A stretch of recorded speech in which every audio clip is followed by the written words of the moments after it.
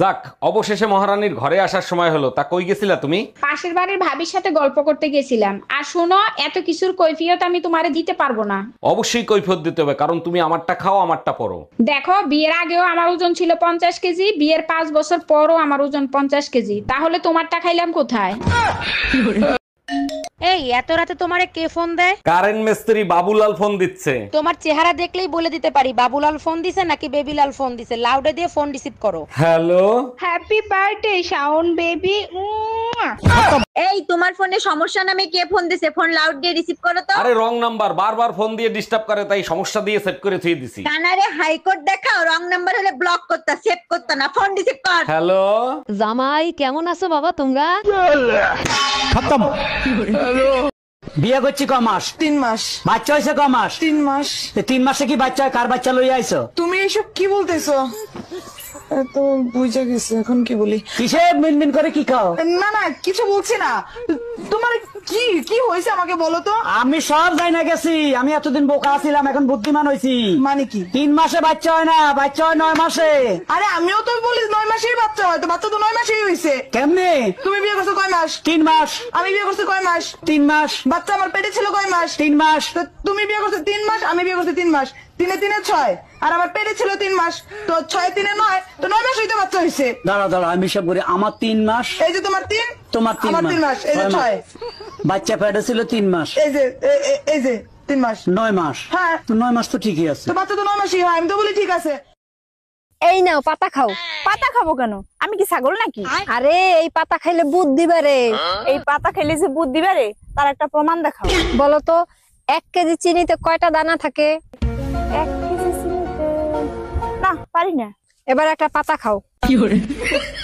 এবার বলো তো 1 ডজন কলায় কয়টা কলা থাকে? কয়টা আবার? 12টা। দেখছো? ছেলে হোক মেয়ে হোক, দুটি সন্তানই যথেষ্ট। আচ্ছা ভাবি, আপনি 6টা বাচ্চা নিলেন কোন আক্কেলে? ভাই, আমার তো 6টা বাচ্চা, আর আমার শ্বশুরের যে 10টা বাচ্চা, তার কাছে জিজ্ঞেস করতে পারেন না সে কোন আক্কেলে নিছে? জিজ্ঞেস করছিলাম, সে যে উত্তর দিছে তা শুনলে আপনি নিজে বেহুশ হয়ে যাবেন। তাই নাকি? তার শ্বশুর মশাইয়ের কাছে কি জিজ্ঞেস করছিলেন? জিজ্ঞেস করছিলাম, কাকা আপনারা যে 15টা 16টা করে বাচ্চা নিতেন, আপনাদের কি খাইয়ে দেয় কোনো কাজ ছিল না? শ্বশুর মশাই কি উত্তর দিছিল? উত্তরে বলল, বাবারে তোমাদের মতো সারা রাত আমরা মোবাইলে সময় নষ্ট করতাম না। বাপকা বেটা সিপাইকা গোরা, আপনার ভাইও রাতের বেলা মোবাইল চালায়, সময় নষ্ট করে না। মিষ্টি একটু ফোনটা দে তো বাবু, তোর বাবাকে একটা কল করব। এই নাও মা।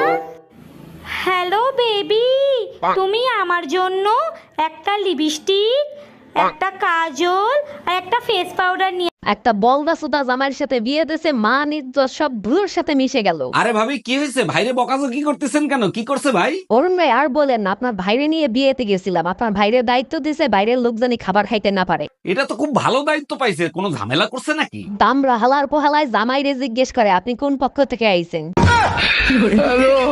এ স্বামী না, স্বামীর তো নাম ধরে ডাকা যাইবে না। দাদা শ্বশুরে বলছে স্বামীর নাম ধরে ডাকলে হেলে বলে অমঙ্গল হয়। তাইলে কি কইয়া ডাকবো, কি কইয়া ডাকবো, কি পাইছি? এ কুত্তা খাইয়ে যা। এই নাও 50 টাকা নাও। 50 টাকা কিসে? তুমি আমারে চুমু দিলা না, ওর জন্য খুশি হয়ে আমি 50 টাকা দিলাম। চুমু দিলে টাকা পাওয়া যায়? হ্যাঁ।